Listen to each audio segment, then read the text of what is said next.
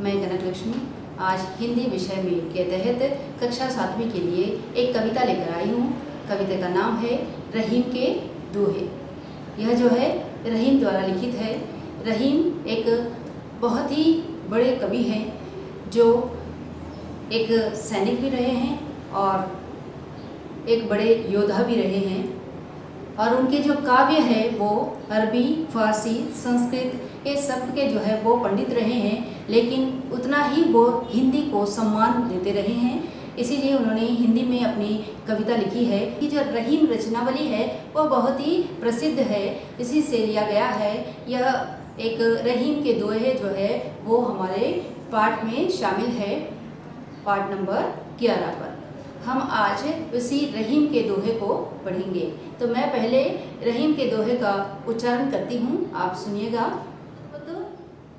कहत रहीम संपत्ति सगे, बनत बहुत बहुरीत, विपत्ति कसौटी जे कसे, तेई साँचे मीत। जाल परे जल जात बही, तजी मीमन को मोह, रहीमन मछली नीर को, तरु न छाड़ती छो।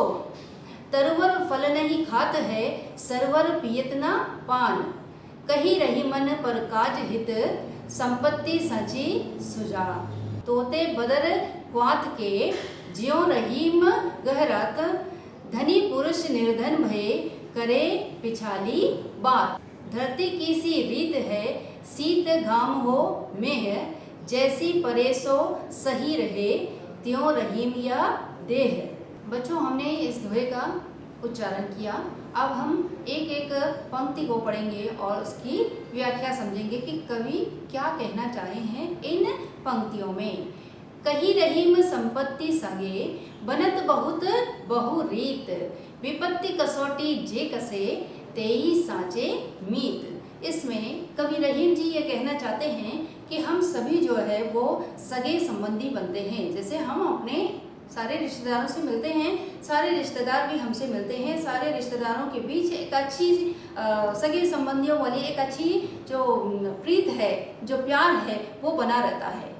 उसके बाद क्या है कि इनको जांचने का, कब हमारे जो सगे संबंधी है वो हमारे साथ खड़े होते हैं या वो कितने हमसे प्रेम करते हैं, यह जांचने का एक ही अवसर होता है। वह है जब हमारे ऊपर कोई विपत्ति आती है। विपत्ति का मतलब है कोई मुसीबत जब आती है, तब हम देखते हैं कि वह इस प्यार की कसौटी पर कैसे उतरते हैं या फिर यह कैसे हमारी मदद करते हैं। जो विपत्ति पर, जो मुसीबत पर आपके काम आए, वही सच्चा दोस्त कहलाता है। यही कहना चाहे हैं इन पंक्तियों में कवि रहीम जी। इस पंक्ति के दौरान संपत्ति संगे, यह जो है एक शब्द आया है। इन पंक्तियों को, इन दोहों को अगर समझना है तो उसमें दिए गए शब्दों के हमें अर्थ पता होना चाहिए या अर्थ को हम मालूम करें, तभी जाकर के हम किसी पंक्ति को अच्छी तरह से समझ पाएंगे। तो संपत्ति संगे का अर्थ है धन होने पर अपने। जब धन होता है हमारे पास, तब सभी जो है हमारे साथ रहते हैं। सगे संबंधी, दोस्त, रिश्तेदार जो भी है सब हमारे साथ खड़े होते हैं। बहुत रीत, तरह तरह से जो है हम अपने दोस्तों के साथ, अपने सगे संबंधियों के साथ व्यवहार करते हैं। तीसरा नंबर है विपत्ति। विपत्ति का अर्थ है मुसीबत। जब हमारे ऊपर मुसीबत आ जाती है, जब हमारे ऊपर किसी तरह की विपत्ति आ जाती है, उसको कहेंगे मुसीबत। कसौटी, कसौटी जो है उसका अर्थ है जांच। तभी हम किसी लोगों को सही कसौटी पर जांच पाएंगे। कसौटी का अर्थ है जांचना। तभी हम जांच पाएंगे जब हमारे ऊपर कोई मुसीबत आती है, तो हमारे जो साथी है या फिर हमारे रिश्तेदार है वो हमारे कितने काम आते हैं। 5वां नंबर है कसे, जिसे कसा जा सके या खरा उतरे।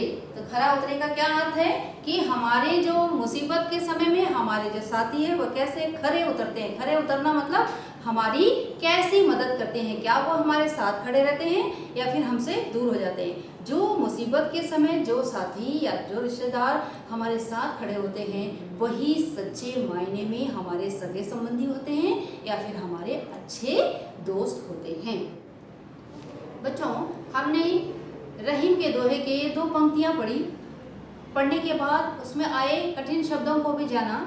कठिन शब्दों को जानने से ही हम इस दोहे को समझ नहीं पाएंगे, इसलिए मैं आप लोगों के लिए कुछ प्रश्न लाई हूँ, जिस प्रश्न के उत्तर अगर जान जाते हैं तो इन 2 पंक्तियों को जानना आपके लिए आसान हो जाएगा या समझना आसान हो जाएगा। पहला प्रश्न है, लोग कब सगे बनने का प्रयास करते हैं? लोग कब सगे बनने का प्रयास करते हैं? जब किसी के पास धन होता तो लोग सगे बनने का प्रयास करते हैं। तो क्या है, कवि क्या कहना चाहे हैं कि हम सभी भी देखते हैं जिसके पास धन होता है उसी के सगे संबंधी होते हैं, उन्हीं के अधिक दोस्त भी होते हैं। तो क्या है कि धन होने पर सारे सगे संबंधी, सारे दोस्त हमारे पास होते हैं। दूसरा प्रश्न है, सच्चा मित्र कौन होता है? कवि के अनुसार सच्चा मित्र कौन होता है? सच्चे मित्र को जानने की एक कसौटी होती है। सच्चा मित्र वह होता है जो विपत्ति के समय काम आता है। कवि क्या कहना चाहते हैं कि जो मित्र है उसकी जो कसौटी है उसको कैसे समझा जाए कि वो दोस्त हमारा अच्छा है या नहीं, या वो दोस्त जो है हमारे काम आ रहा है या नहीं। जब हमारे ऊपर विपत्ति आती है, यहाँ विपत्ति का अर्थ मैंने पहले भी बताया कि मुसीबत, जब हमारे ऊपर किसी प्रकार की मुसीबत आती है तब कौन हमारे साथ खड़ा होता है, इसी से पता चलता है कि सच्चा मित्र कौन है। बच्चों, हमने पहली पंक्ति देखी, उसमें आए शब्द अर्थों को भी देखा, हम प्रश्नों के द्वारा उसको समझने की कोशिश किए। उसी तरह से दूसरी पंक्ति में रहीम क्या कहते हैं उसे देखते हैं। जाल परे जल जात बही, तजी मीमन को मोह, रहीमन मछली नीर को, तरुना छाड़ती छोह। इस जो पंक्ति है इसमें कवि रहीम जी कहना चाहते हैं कि जल परे जल जात, जल जो है किसी भी जल में, नदी या तालाब के जल में जो है हम अक्सर देखते हैं कि वहाँ पर मछलियाँ पाई जाती है।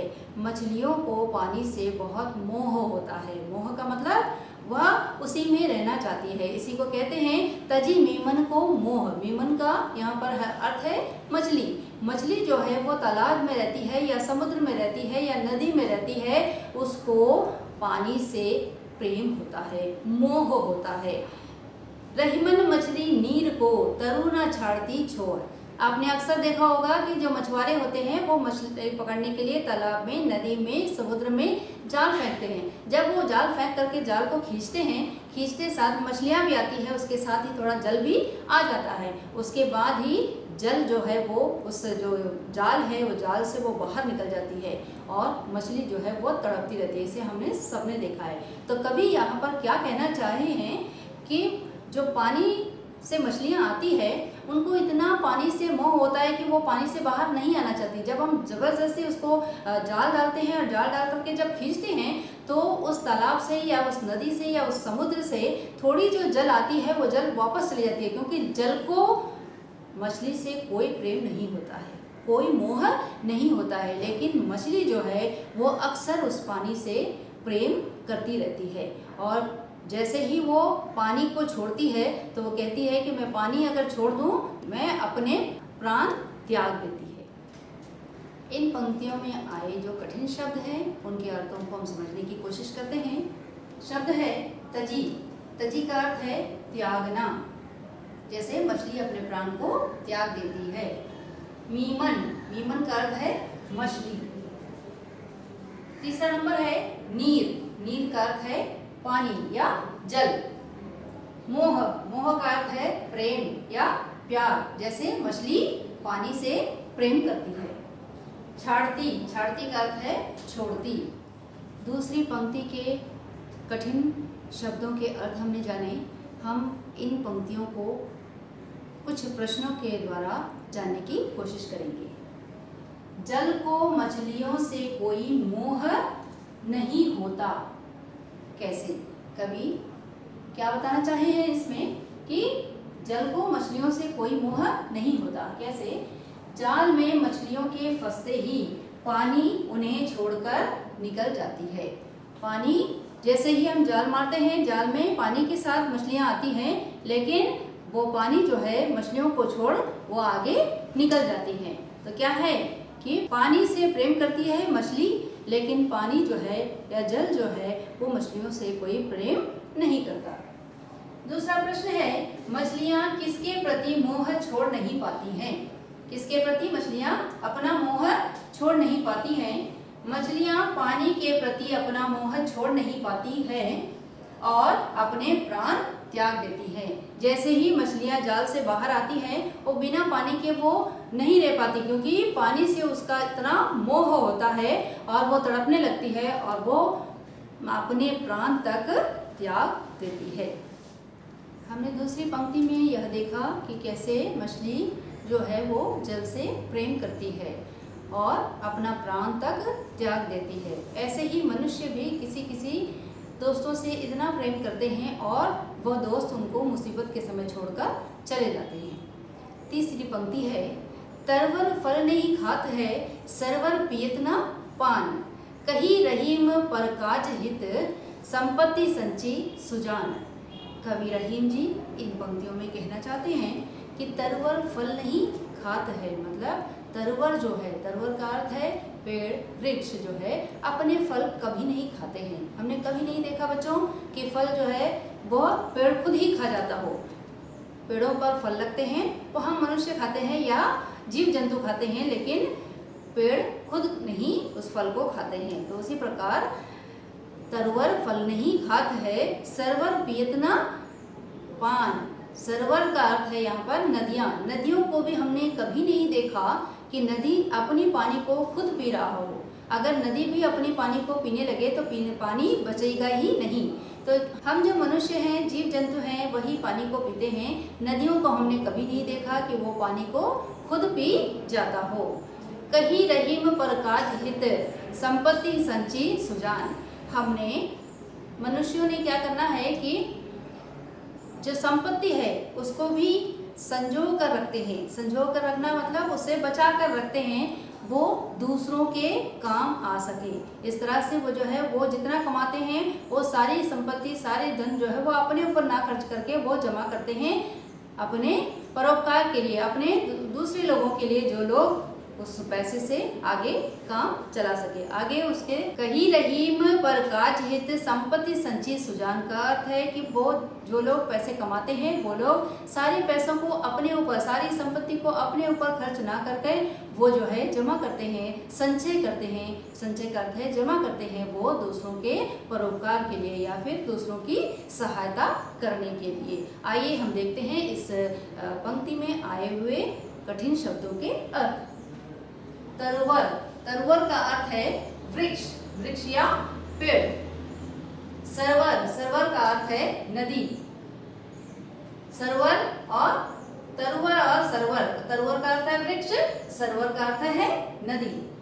पान, पान का अर्थ है यहाँ पर पानी। परकाज, परकाज का अर्थ है कि हम दूसरों के लिए धन बचाकर रखें या हम दूसरों के लिए ही अपनी जो संपत्ति है उसे बचाते हैं। संचयी, संचय का अर्थ है जोड़ना या फिर जमा करना। सुजान, सुजान का अर्थ है चतुर या फिर बुद्धिमानी। दोहे के तीसरी पंक्ति में कवि क्या कहना चाहे हैं, इसे हम कुछ प्रश्नों के द्वारा जानने की कोशिश करेंगे। पहला प्रश्न है, तरवर क्या नहीं करते हैं? तरवर अर्थात पेड़ फल नहीं खाते हैं। जैसे हमने जाना कि रहीम जी इस कविता में, इस पंक्ति में लिखना चाहे हैं कि तरवर जो है, पेड़ जो है अपने फल कभी नहीं खाते हैं। दूसरा प्रश्न है, नदी या तालाब, सरोवर जिसको कहा गया है कवि ने, नदी या तालाब क्या करता है? नदी या तालाब अपना पानी कभी नहीं पीते हैं। अपना जो पानी है वो कभी नहीं पीते हैं, वो हम मनुष्यों के लिए और जीव जंतुओं के लिए छोड़ देते हैं। तीसरा प्रश्न है, बुद्धिमान लोग किसके लिए संपत्ति जोड़ते हैं? बुद्धिमान जो लोग होते हैं वह अपनी संपत्ति किसके लिए जोड़ते हैं? बुद्धिमान लोग दूसरे की भलाई के लिए संपत्ति जोड़ते हैं। तो क्या है? परकाज। कवि ने यहाँ पर कहा है परकाज। परकाज का अर्थ है यह दूसरों की भलाई के लिए या परोपकार के लिए जो है संपत्ति संचय की जाती है। थोते बादर क्वार के ज्यों रहीम गहरात, धनी पुरुष निर्धन भये करे पाछली बात। इस पंक्ति में रहीम जो हमारे कवि हैं वो कहना चाहते हैं कि थोते बादल क्वार के समय, यह हमने पिछले पार्ट में भी पढ़ा था, मौसम के जो अलग अलग जो प्रकार है उसमें से ये क्वार के एक महीने हैं या क्वार के जो दिन हैं उसमें क्या है कि तापमान बढ़ा हुआ होता है। अगर वो उस तापमान के दौरान भी अगर बादल अगर उमड़ घुमड़ करके अगर आ रहे हैं तो वो सिर्फ गहराते हैं, गहरा कर काले बादल आते हैं और बादल गड़गड़ाते हैं, लेकिन वर्षा नहीं होती है। इसी प्रकार धनी पुरुष निर्धन भये, धनी जो पुरुष होते हैं, जो धनी होते हैं, वो अगर निर्धन अगर हो जाते हैं तो क्या करते हैं, करे पाछली बात। वो अक्सर जो है उन दिनों की बात कहते हैं कि जब मैं अमीर हुआ करता था। तो कभी यही कहते हैं, मौसम के साथ इसको जोड़ने की कोशिश करते हैं कि जैसे बादल उमड़ घुमड़ करके आ रहे हैं लेकिन बिजली चमक रही है, बादल गरज रहे हैं लेकिन वर्षा नहीं हो रही है, उसी तरह से यह जो धनी व्यक्ति है वो निर्धन होने के बाद वो भी बड़बड़ाते रहते हैं या वो कहते रहते हैं पिछली बातों को, लेकिन कुछ होता नहीं है। इसी पंक्ति के दौरान हम देखेंगे कि इसमें आए कठिन शब्दों के अर्थ। थोथे, थोथे का अर्थ है खाली, खाली जो है बादल गड़गड़ाते हैं लेकिन वर्षा नहीं होती है। उसी प्रकार धनी जो व्यक्ति है वह भी बोलते रहते हैं पिछली बातों को, उससे कोई फायदा होने वाला नहीं है, क्योंकि अभी वो निर्धन हो चुके हैं, वो गरीब हो चुके हैं। जो धनी थे वो आज गरीब हो चुके हैं, लेकिन वो अपनी पिछली बातों को, खाली जो बातें हैं उसी को बता सकते हैं, लेकिन उनके पास धन नहीं होता है। गहरात, गहरात का अर्थ है गहराना। बादल जब बहुत सारे इकट्ठे हो जाते हैं तो काले बादल जो है वो गहरा जाते हैं, मतलब अंधकार जो है वो छाने लगता है। पांचली का अर्थ क्या है? पांचली का अर्थ है पिछला। पांचली जो बात है मतलब पिछला जो बात है, जब मैं धनी था मैं ऐसा करता था, मैं ऐसे जीता था, मैं ऐसे कार में जाता था, लेकिन आज वो जो है क्या है, गरीब है, निर्धन हो गया है, लेकिन उसकी जो पिछली बात है उसको वो दोहराता रहता है। कवि ने इस चौथी पंक्ति में क्या कहा है, इसे हम प्रश्नों के द्वारा सरल भाषा में जानने की कोशिश करेंगे। पहला प्रश्न है, कवि क्वार मास के बादलों को कैसा बताया है? कवि ने यहाँ पर क्वार मास का जिक्र किया है, उस क्वार मास को उन्होंने, क्वार मास के जो बादल है उसको कैसा बताया है? उत्तर है, कवि क्वार के बादलों को थोथे यानी खाली गरजने वाला बताया है। क्या बताया है? थोथे यानी खाली। क्वार के जो बादल है वो अक्सर गरजते हैं लेकिन वो बरसते नहीं है, उससे कोई बारिश नहीं होती, ना किसानों को कोई फायदा होता है उससे, खाली वो गरजते हैं और गरजने के बाद वो बरसते नहीं हैं। दूसरा नंबर है, यदि धनी पुरुष निर्धन हो जाए तो वह क्या करता है? अगर एक पुरुष है जो कि धनी होता है और उसके बाद वो निर्धन हो जाता है तो वो क्या करता है? यदि धनी पुरुष निर्धन हो जाता है तो वह पिछली बातों को करता रहता है जो कि व्यर्थ यानी बेकार है। तो क्या कहना चाहे हैं कवि? यह कहना चाहते हैं कि जो व्यक्ति धनी रहता है तब धन के बारे में बात करता है, ठीक है, लेकिन अब जो है वो धनी आदमी निर्धन हो गया है, वह जो है गरीब हो गया है, तो वो क्या करता है? पिछली बातों को, मैं जब धनी था उस बातों को करता है जिस बात को करने का इस समय बेकार है वो बात करना, या व्यर्थ ही वो बोला जा रहा है कि मैं उस वक्त धनी था, उसका अभी कोई फायदा नहीं है, क्योंकि ऐसा कहने से वह जो धन है वो वापस नहीं आ सकता है। कवि पांचवी इस पंक्ति में क्या कहना चाहता है? धरती की सी रीत है शीत धामों में है, जैसे परेसो सही रहे त्यों रहीम यह देह। तो क्या कहना चाहते हैं कि जैसे पृथ्वी, धरती जो है वह सर्दी, गर्मी, धूप, बारिश सभी को वो सहन कर लेती है, उसी प्रकार मनुष्य भी अपने जो जीवन है उस जीवन में दुख, सुख, दर्द, खुशी सब कुछ जो है वो पा लेता है। तो वो क्या कहना चाहता है कि पृथ्वी जिस तरह से सारे मौसमों को वो झेल जाती है, उसी प्रकार इंसान जो है, उसी प्रकार जो मानव है वह भी अपनी सारी तकलीफ़ों को सहता रहता है। इस पंक्ति में आए कठिन शब्दों के अर्थ जानते हैं। रीत, रीत का अर्थ है नियम। क्या रीत है? पृथ्वी जो है या धरती जो है उस पर मौसमों को आना जाना जो है वह एक नियम है। उसी प्रकार हम मनुष्य के जीवन में भी दुख सुख जो है उसका आना, रात दिन ये जो आ रहे हैं, ये सारे जो है क्या है? एक रीत है, एक नियम है जिसको आना ही है। दुख के बाद ही सुख आता है, सुख के बाद ही दुख आता है। उसी प्रकार बारिश के बाद ही धूप आती है, धूप के बाद ही सर्दी आती है। यह जो है एक मौसम का चलन होता है। उसी प्रकार हमारे जीवन की भी ये रीत है, ये नियम है। दूसरी है शीत। शीत का अर्थ है सर्दी, सर्दी का जो मौसम। मेह का यहाँ पर अर्थ है वर्षा, बारिश। 5वां नंबर है देह। देह का अर्थ है यहाँ पर शरीर। हमारा जो देह है वह है हमारा शरीर। इंसान का जो शरीर है उसको कहते हैं देह।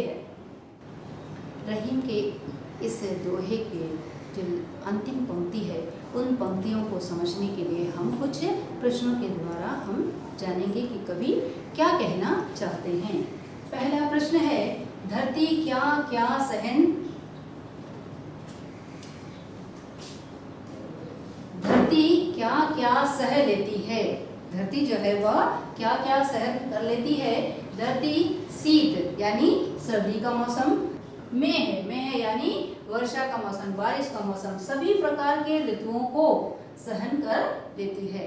वो क्या है? धरती क्या क्या सहन कर लेती है? हर प्रकार के जो मौसम है उसको वह सहन कर लेती है। दूसरा प्रश्न है, हमारा शरीर कैसा होता है? हमारा शरीर किस प्रकार का है? हमारा शरीर भी सभी स्थितियों को सहने वाला होता है। हमारा जो शरीर है वह भी सभी प्रकार की परिस्थितियों को वो सहन कर जाता है। तो हमारे जो मानव शरीर है उसको जो रहीम जी है वह प्रकृति के साथ इसको जोड़ने की कोशिश की है। जिस प्रकार से धरती जो है वह सब कुछ सहन कर लेती है, उसी प्रकार हम मनुष्य भी अपनी हर एक परिस्थिति को हम सहन करने का ताकत रखते हैं या हिम्मत रखते हैं। बच्चों, इस प्रकार हमने दोहे को पढ़ा, रहीम के इस दोहे को पढ़ा और हम इस पाठ में दिए गए प्रश्नों को हल करने की कोशिश करेंगे। दूसरा प्रश्न है, रहीम के कुआर के मास में गरजने वाले बादलों की तुलना ऐसे निर्धन व्यक्तियों से क्यों की है जो पहले कभी धनी थे और बीती बातों को बताकर दूसरों को प्रभावित करना चाहते हैं।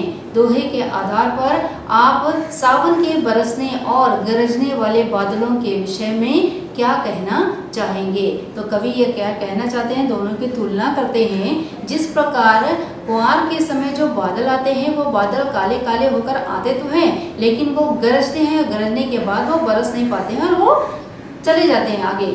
तो उसी प्रकार जो निर्धन व्यक्ति है, जो कभी धनी हुआ करता था, या जो धनी व्यक्ति है वह अभी जो है वो निर्धन है, गरीब हो गया है, वह भी जो है बड़बड़ाता रहता है। अक्सर वह कहता रहता है कि मैं एक समय में धनी था, लेकिन उसके कहने का अभी कोई अर्थ नहीं है।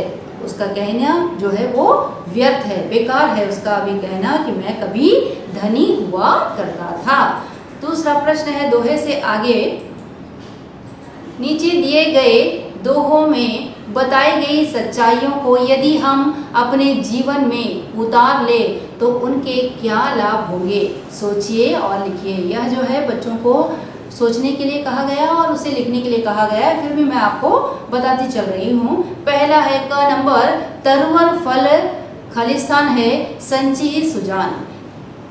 पेड़ की तरह, तरुवर की तरह अगर मनुष्य भी परोपकारी हो जाए, अपनी जो इच्छाएं उसको त्याग दे, अपनी जो अहम है उसे त्याग दे, तो क्या है, हम भी दूसरों के लिए फायदेमंद बन सकते हैं। हमें अपना स्वार्थ को त्याग करके हमें दूसरों के लिए परोपकारी बनना चाहिए। ख नंबर है, धरती की सी खालिस्तान है यह देह। जो धरती है वह जिस प्रकार सब कुछ सह लेती है, उसी प्रकार इंसान को भी हर परिस्थिति में, जो मानव है उसे भी हर परिस्थिति में जीना आना चाहिए। बच्चों, भाषा की बात। प्रश्न संख्या 1 है, निम्नलिखित शब्दों के प्रचलित हिंदी रूप लिखिए। उदाहरण, परे। परे का हिंदी प्रचलित रूप है पड़े। आगे दिया गया है विपत्ति, बादल, मछली, शीत। तो विपत्ति का हिंदी प्रचलित रूप है विपत्ति। दूसरा है बादल। बादल का हिंदी रूप बादल। मछली, मछली का हिंदी रूप मछली। शीत, शीत का हिंदी रूप शीत। भाषा की बात के जो दूसरे प्रश्न है वह इस प्रकार है, नीचे उदाहरण पढ़िए। नीचे जो है 2 उदाहरण दिए गए हैं। बनत बहुत बहु रीत। ख नंबर है, जाल परे जाल जात बही। तो ये जो 2 शब्द हैं इसमें जो है ब वर्ण और ज वर्ण इस तरह से जो है लिखने पर कवि जो है कविता को सुंदर रूप दे रहा है। या ये जो बा वर्ण है और जो ज वर्ण है, इस वर्ण के साथ जब हम कविता लिखते हैं तो कविता जो है बहुत सुंदर लगती है पढ़ने में। बच्चों, इस कविता में हम कुछ ऐसे प्रश्न भी लेंगे जो कि बहुविकल्पी होंगे। बच्चों, हम इस कविता में आए हुए पंक्तियों को हमने पढ़ा। अब हम इसे बहुविकल्पिक प्रश्नों के द्वारा हल करने की कोशिश करेंगे या जानने की कोशिश करेंगे। पहला प्रश्न इसमें देती हूँ मैं, संपत्ति संज्ञे में किस अलंकार का प्रयोग है? क अनुप्रास, ख पुनरुक्ति, ग यमक, घ श्लेष। इसका उत्तर है क नंबर अनुप्रास अलंकार, क्योंकि इसमें संपत्ति में भी स है और सगे में भी स है। स वर्ण का जो है उच्चारण बार बार हुआ है। दूसरा प्रश्न है, साचा मीत किसे कहा गया है? इसका विकल्प है क विपत्ति की कसौटी पर खरा उतरने वाला, ख नंबर है सच बोलने वाला, ग नंबर है संपत्ति हड़पने वाला, घ मिलने वाला।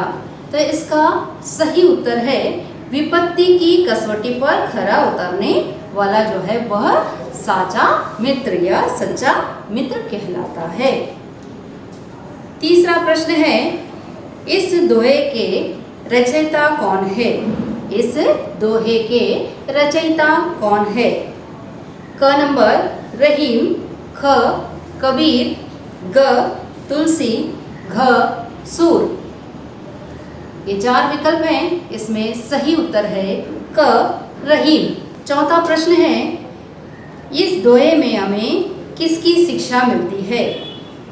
इसके विकल्प हैं क परोपकार की, ख धन जोड़ने की, ग फल खाने की, घ पानी पीने की। तो इस दोहे से हमें शिक्षा मिलती है क्या? क नंबर परोपकार की। हमें पेड़ जैसा परोपकारी बनना चाहिए। अगला प्रश्न है, पांचली शब्द कैसा है? पांचली जो शब्द आया हुआ है इस पंक्ति में, उसका क्या अर्थ है या वह कैसा है? पांचली शब्द कैसा है? क नंबर तत्सम, ख तद्भव, ग देशज, घ विदेशी। तो इसका जो अर्थ है और इसका जो सही विकल्प है वह है देशज। अगला प्रश्न है, धाम शब्द कैसा है? तत्सम, क नंबर, ख नंबर तद्भव, ग नंबर देशज, घ नंबर विदेशी। यह भी जो है देशज है, ग नंबर इसका सही विकल्प है देशज। बच्चों, हमने इस कविता में जाना कि किस प्रकार कवि जो है एक सामान्य भाषा के द्वारा लिखा है और हमें बताने की कोशिश की है कि हम अपने जीवन में कैसे बने। हमें उन्होंने शिक्षा देने की कोशिश की है। इन पंक्तियों द्वारा हमें कई प्रकार की शिक्षा मिली है। जैसे मछली जो है वह जल के बगैर रह नहीं पाती है, वो अपना प्राण त्याग देती है। और वृक्ष जो है वो अपने फल खुद नहीं खाते हैं, वो परोपकारी बनते हैं और फल दूसरों को खाने के लिए छोड़ देते हैं। नदी भी वैसे ही परोपकारी बनती है, अब अपने जल को दूसरों के लिए छोड़ देती है, ना कि वो खुद पी जाती है। और बहुत सारी शिक्षाएं हमको इस कविता के द्वारा मिला। बच्चों, अगली क्लास तक में हम दोबारा मिलेंगे, तब तक के लिए बाय।